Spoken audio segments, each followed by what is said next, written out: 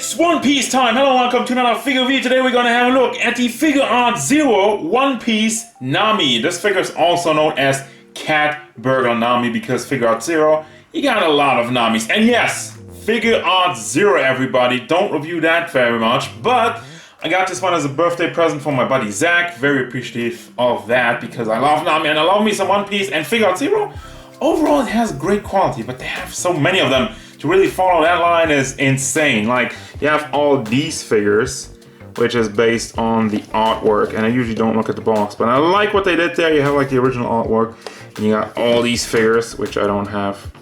I just got Nami. So, let's have a look. A lot smaller than I expected, but thanks to the staff, she also gains some more size. Now overall, I'm just looking at the figure without the base. She stands at about 14 centimeters to the top of her head, which means we're going up to 5.5 inches tall overall. So yeah, I'm just gonna start off at the base. That might be a little bit weird, but otherwise I might forget about it. You can take her off the base, but she does not balance without it. But still, you know, if this annoys you, you can take her off and you can use like a claw base or whatever to wrap it around the hips. Also, the nature of the base, you can have more pieces of it. You have this piece, and I'm guessing when you got the entire crew, you can combine all these. You have like middle pieces and whatnot just to combine all that to have the entire display, which I unfortunately do not have, but I'm kind of tempted now. Oh god, no, I'm not gonna do that. Anyway, figure. Let's have a look at the wonderful, nice and lovely and lively face sculpt. She has a very nice smile on there. And sides, eyes going to the side. She has also the earrings. You got that bit of detail sticking out. Orange in the hair, very wavy, very nicely looking. And as far as the paint job goes, it looks clean for the most part. You have a tiny bit of bleeding in the chest area. Boobage, which is also very nicely molded, by the way, because it sticks out. It's just that amount of detail. You can call me perf for that, but it's like that in the show.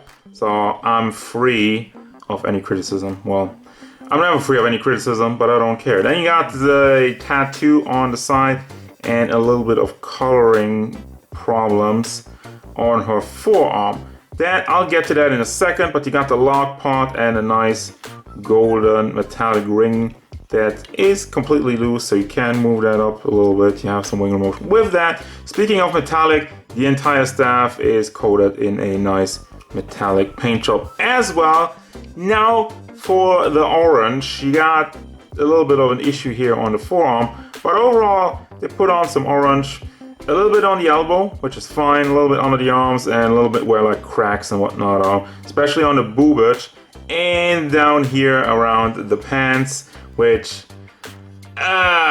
it's so random. I'm not the biggest fan of the orange. Like, also it's maybe a little bit too orange. It looks like some fake spray tan, which she put around her private parts, and also on the arm for whatever reason, and the boobage, the cleavage. But that's, yeah, neither here nor there. It doesn't stick out that much. It's really one of those things that if you really took it under a microscope and you look at it and you're like, well, okay, there's a bit of an issue, but it's not too bad. Also, she has a nicely molded belly button in there, and obviously the hourglass shape. As we know from One Piece, you got the butt.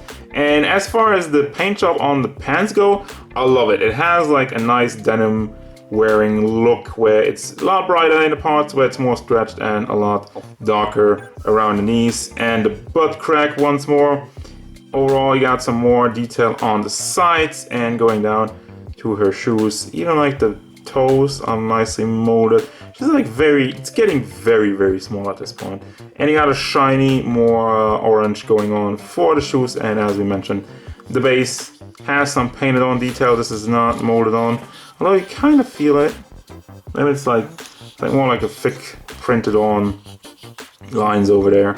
And it's completely hollow on the lower part, but you can also spin it around. So there you got that. And since there aren't any more accessories, really, except for the base, which I already had to talk about, that's gonna do it. Final thoughts on this figure. I love this figure. It looks very nice. It is very small, but still very, very much detail. And the only really issue I have are the weird orange parts, but for the rest of it, the mold is great.